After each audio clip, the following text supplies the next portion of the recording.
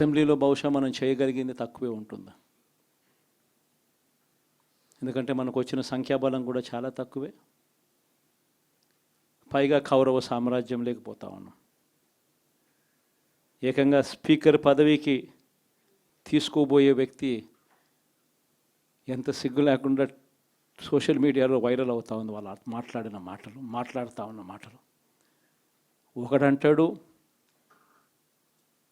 జగన్ ఓడిపోయాడు, ఇంకా చనిపోలేదు అని ఒకడు అంటాడు. ఇంకా చావలేదు అని ఒకడు అంటాడు. ఇంకొకడు అంటాడు చచ్చేదాకా కొట్టాలి అని ఇంకొకడు అంటాడు. నిజంగా ఇలాంటి కౌరవ సామ్రాజ్యంలోకి మనం పోతా ఉన్నాం. ఆ వ్యక్తి ఇప్పుడు స్పీకర్ కాబోతున్నాడట. ఇలాంటి పరిస్థితుల మధ్య ఆ కౌరవ సామ్రాజ్యంలో అసెంబ్లీలో ఏదో మనం చేయగలుగుతామని చెప్పి నాకైతే నమ్మకం లేదు. కానీ పాపాలు పండే కొద్దీ ప్రజలతో కలిసి ప్రజల మధ్య నిలబడి పోరాటం చేసే కార్యక్రమాలు అయితే రాబోయే రోజుల్లో ముమ్మరంగా స్పీడ్ అందుకుంటాయి.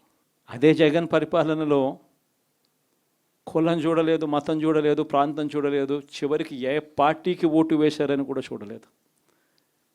ప్రతి పథకాన్ని డోర్ డెలివరీ చేయించాడు జగన్, మన వైఎస్ఆర్ కాంగ్రెస్ పార్టీ.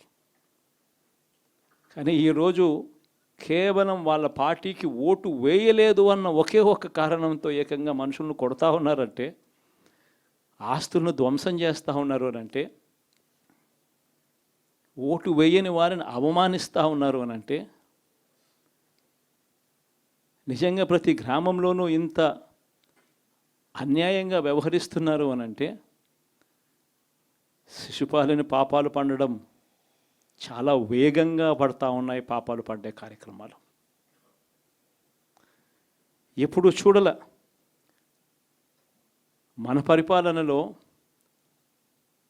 మీ జగన్ పరిపాలనలో ఏకంగా మేనిఫెస్టో అన్నది ప్రతి గవర్నమెంట్ అధికారి ఆఫీస్లో కనిపించేది.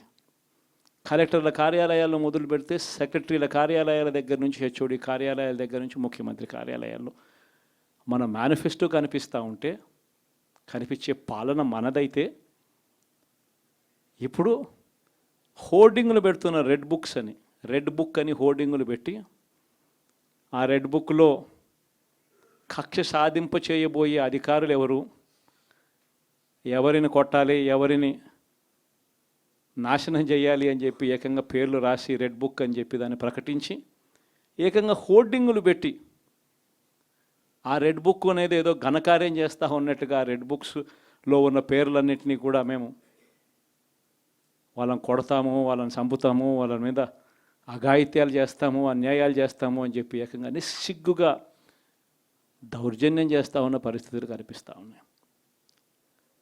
శిశుపాలని పాపాలు వేగంగా పడుతూ ఉన్నాయి.